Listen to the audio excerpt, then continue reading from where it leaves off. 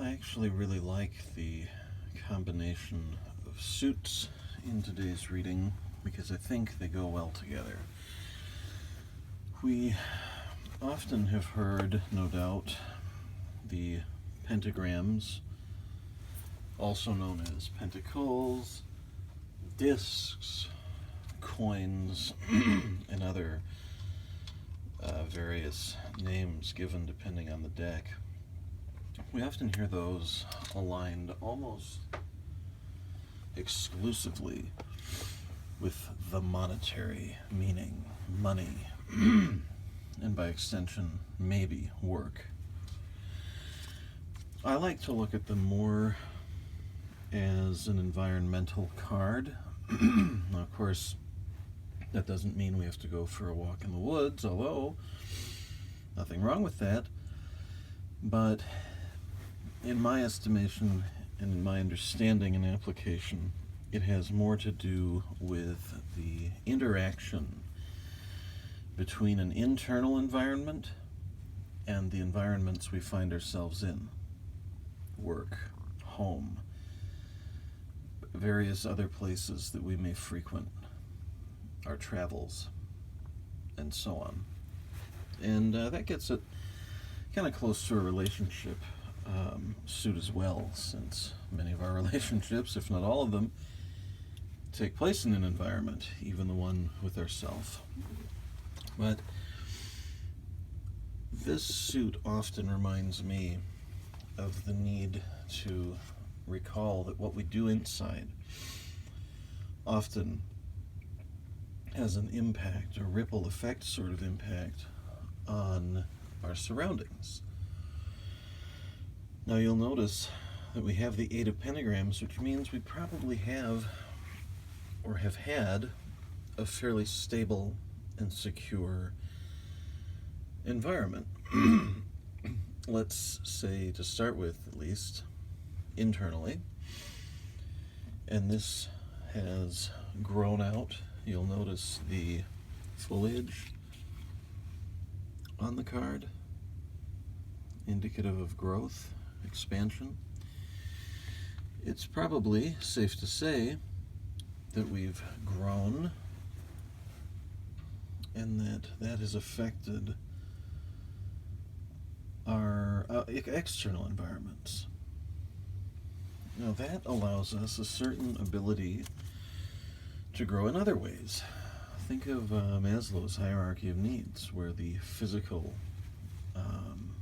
needed attention before we could work on love and relationships and pursuits and goals and ultimately self-actualization, which those of us involved in esoteric orders such as the Temple of Set might call Kepher, and what others might call something else.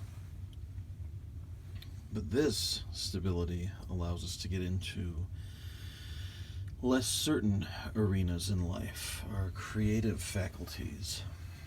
The 5 of Wands, maybe we see ourselves right now as either ready or nearly ready to move into something new, move into a new project, or work on to completion that project we've been putting off. It gets us out of our comfort zone, which we could easily get stuck in here. Stability certainly has its merits.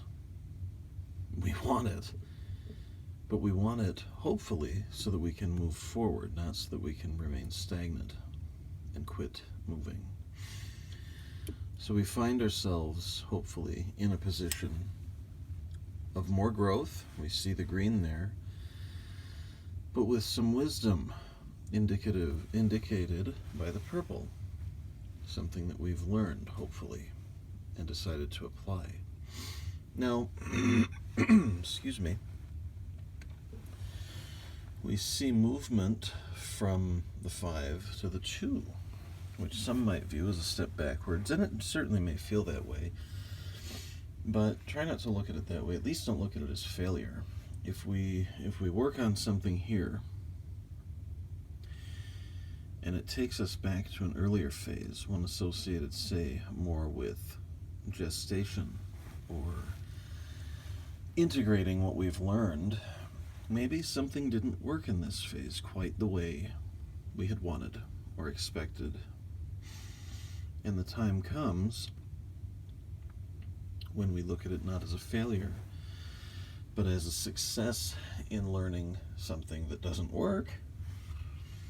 The time comes to integrate that, to masticate it with the mind and process it so that we can develop still a better process as we move forward in trying to accomplish our ends. Better to find out now. You know, that was what I said when I discovered some things that my wife was involved in doing, and her ulterior motives. Was it difficult watching what I had worked so hard to create and work on have to take some steps backward? Absolutely. But it was better now than when we would have kids, or when we might have investments with both our names on them, and so on. The same applies for your creative endeavors. Feel free to feel disappointed, but let that motivate you to trying again from a different angle. Don't look at it as something having failed irreparably, but as something that maybe you need to take a step back from and actively engage in working on a better process. Until next time, good luck.